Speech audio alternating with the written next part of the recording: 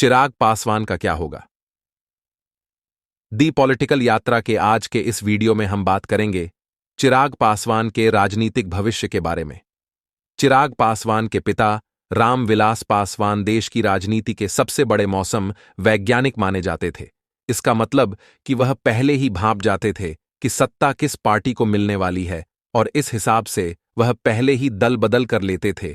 वर्ष 1977 में पहली बार लोकसभा सदस्य बनने के उपरांत रामविलास पासवान विश्वनाथ प्रताप सिंह की सरकार में पहली बार मंत्री बने। उसके उपरांत वह केंद्र की एचडी देवगौड़ा सरकार, इंद्र कुमार गुजराल की सरकार, अटल बिहारी वाजपेयी की सरकार, मनमोहन सिंह की सरकार और अंत में नरेंद्र मोदी सरकार में भी लगातार 6 साल मंत्री रहे। वर्ष 2020 में उनका निधन हो गया। उनके मृत्यु के बाद यह संभावना जताई जा रही थी कि चिराग पासवान केंद्र में मंत्री बनेंगे, परंतु उनके चाचा पशुपति पारस ने लोक जनशक्ति पार्टी में विभाजन करा दिया और 5 सांसदों को लेकर अलग गुट बना लिया और केंद्र में मंत्री बन बैठे। परंतु चिराग पासवान हताश नहीं हुए। वह स्वयं को प्रधानमंत्री नरेंद्र मोदी का हनुमान बताते रहे और जब 2020 का विधानसभा चुनाव आया तो उन्होंने एनडीए के बाहर जाकर 143 सीटों पर अपने प्रत्याशी खड़े किए। हालांकि उनका केवल एक ही प्रत्याशी राजकुमार सिंह बेगूसराय के मटिहानी सीट से चुनाव जीत सके और बाद में उन्होंने भी जनता दल यूनाइटेड ज्वाइन कर लिया।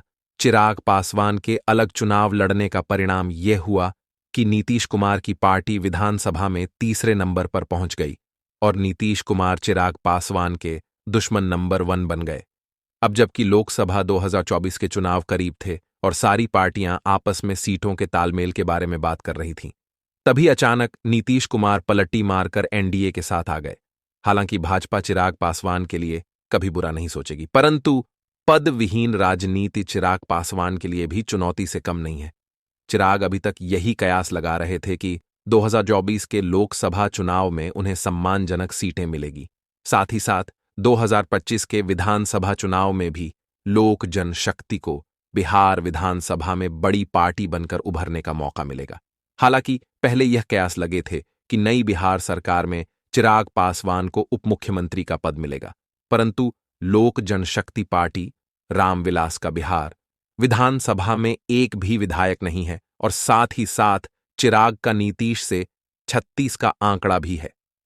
ऐसी स्थिति में एनडीए में अभी चिराग का भविष्य सही नहीं दिख रहा है, बशर्ते कि प्रधानमंत्री नरेंद्र मोदी, जिनके भरोसे चिराग आज तक राजनीतिक करते रहे हैं, उनका हाथ और साथ चिराग को मिल जाए और शायद उन्हें केंद्र की सरकार में मंत्री बनने का मौका मिल जाए। तो ये था हमारा आज का वीडियो। अच्छा लगा हो तो लाइक कीजिए और सब्सक्राइब कीजिए। चिराग पासवान का